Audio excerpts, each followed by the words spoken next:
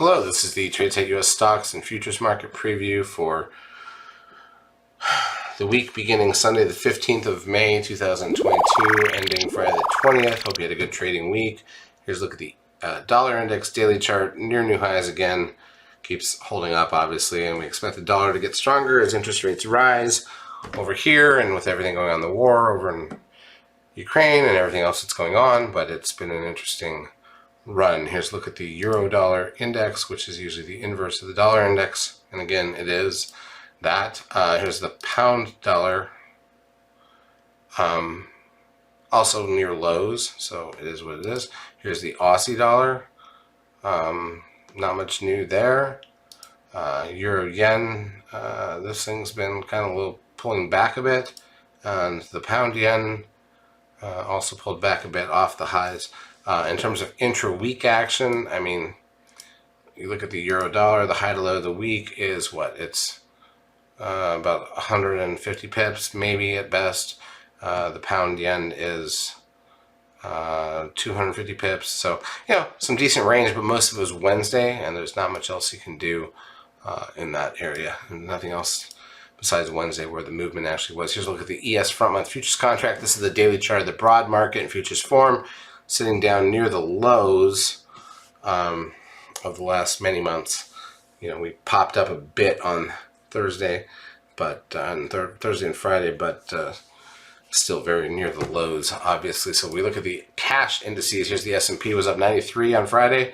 Look at that. By the way, there's a 13 buy signal on the S&P cash index, and we bounced right off of that as you would have expected. Here's the NASDAQ 100 up 441 points on the session, also a 13 buy signal on Thursday, so it led to the bounce on Friday.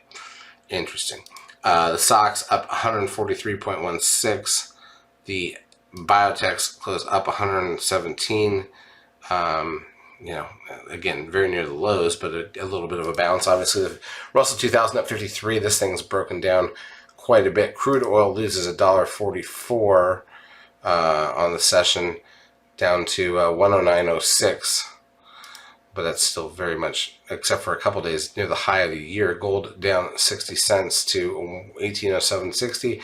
The advanced client ratio on the NASDAQ was plus 1733, so more stocks up than down, obviously, and on the New York it was plus 1841. Same story there. Got about 5.8 billion shares on the NASDAQ. A little bit lighter than Thursday's volume, but it was still reasonable volume. The VIX closes at 28.87, down quite a bit. This thing has still not gotten over that 40 level, which makes me think the bottom is not in yet. Got the trend at 0.29. That's the lowest reading ever on the trend. Like, look at that for the whole year. Puts the 10-day at 0.99, but again, we got a couple of big numbers that are about to drop off. Let's watch this, because if we get like a 2 or 3 day bounce in the market and we get a trend 10-day moving average under 0.85, that is not going to bode well for everything.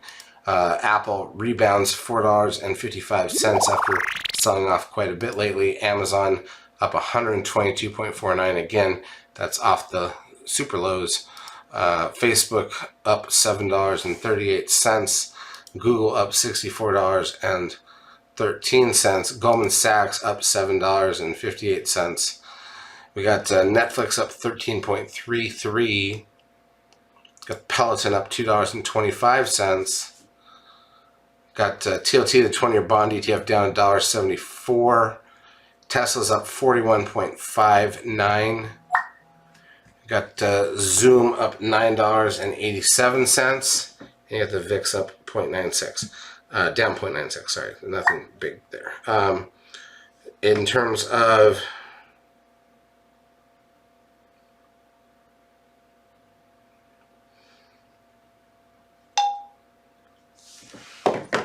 the intraday action, let's go take a look at the front month futures contract, the M22s we're currently on, right? So here's the ES.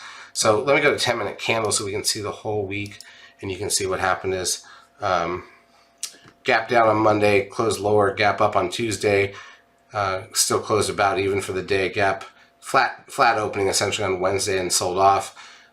Thursday, a gap down that filled and went lower, but that was the low of the week. We got a 13 buy signal off of that, and then rallied late in the day on Thursday, And then Friday, a small gap up and closed a little bit higher than that. And in the end, we did lose a little bit for the week. So, whatever. It wasn't, I wouldn't say it was super exciting. There's gaps again, and we've got, whatever, but it is what it is in terms of economic data coming out, at least coming out here in the U.S. Empire State Manufacturing Index, 8:30 a.m. Monday morning. I got the CB Leading Index out of the UK. Got other stuff. Core retail sales at 8:30 a.m. on Tuesday. Capacity utilization, industrial production at 9:15. Business inventories, NAHB Housing Market Index at 10. GDT price index. We've got Fed Chair Powell speaking at 2 p.m. on Tuesday. Another Fed member speaking at 2:30. We've got housing starts and building permits Wednesday, not a big deal, at 8:30 a.m. Crude oil inventories at 10:30. Again, not a big deal. And then Thursday, and by the way, earnings season's about over at this point. Philly Fed Manufacturing Index at 8:30. Initial and continuing jobless claims orders at 8:30 on Thursday. Existing home sales, CB Leading Index at 10. Natty Gas at 10:30, and nothing on Friday. So it's a fairly limited week from that perspective. I wouldn't say there's much there. We do have options expiration, the monthly option expiration on Friday, and that means options unraveling potentially before that, Wednesday or Thursday. We'll see what we get. Charts as usual brought to you by eSignal. If you've not yet taken the trial of our services, feel free to do so. We will help you out for a couple of weeks. Have a great trading week.